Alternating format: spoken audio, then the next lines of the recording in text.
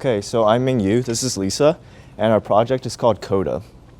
So Coda is a neural network that classifies the main instrument being played within a multi-instrumental piece of music.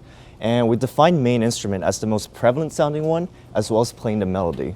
And this is a very good application within machine learning because traditional methods of hard-coding instrument features are made difficult due to variations in audio, such as in tuning or background noise.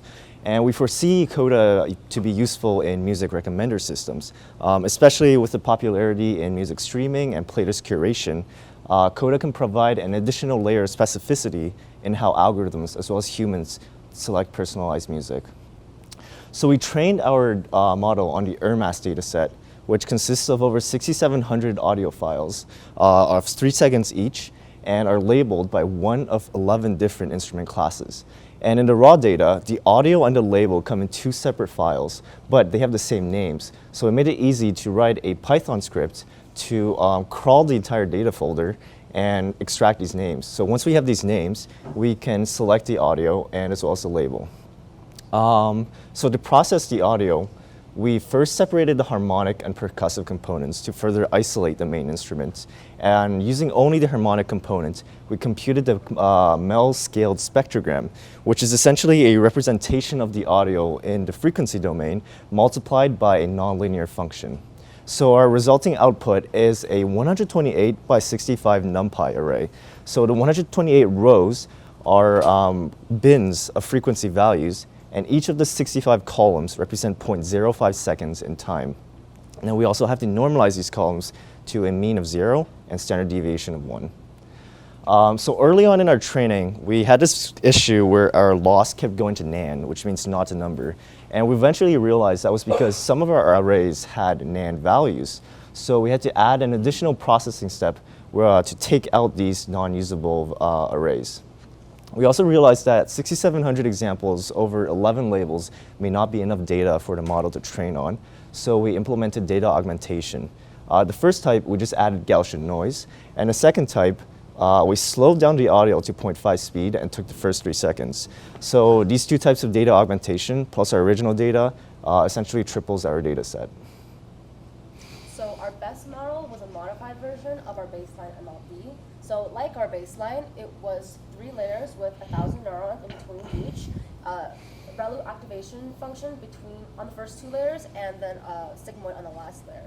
So for our best model, we essentially duplicated this model 11 times, such that each model was a binary classifier for each instrument.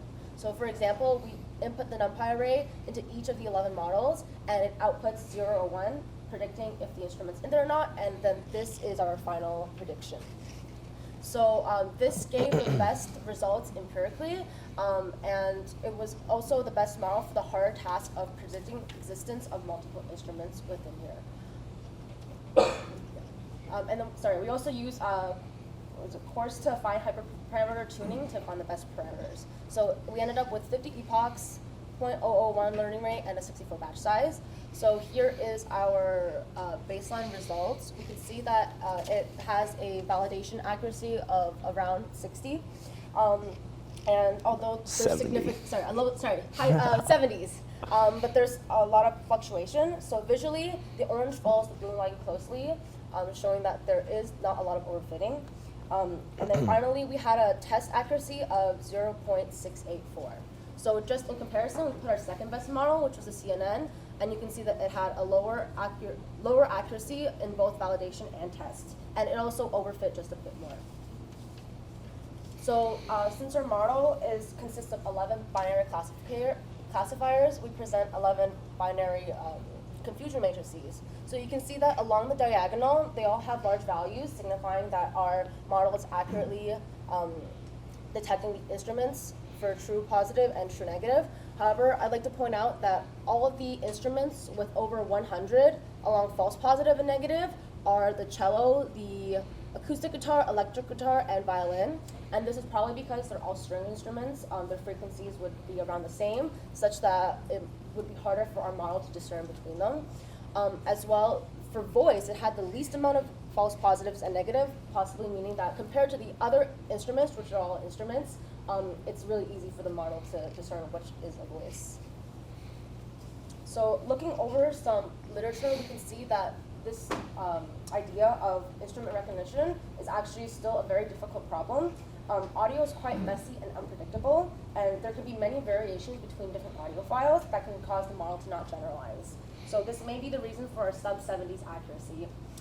Moving on, we believe that the MLP is actually better than the CNN due to the feature extraction properties of the Fourier transform. So the Fourier transform already extracts the most important features within the audio, so then the next step after that would be applying an MLP. So future reference, we would like to create our baseline MLP on the raw audio time series, so we can have a better reference to compare it against. And we're also going to look for more methods of data preprocessing to further isolate the main instrument before running it through the model. Thank you. Good, well done, well presented too.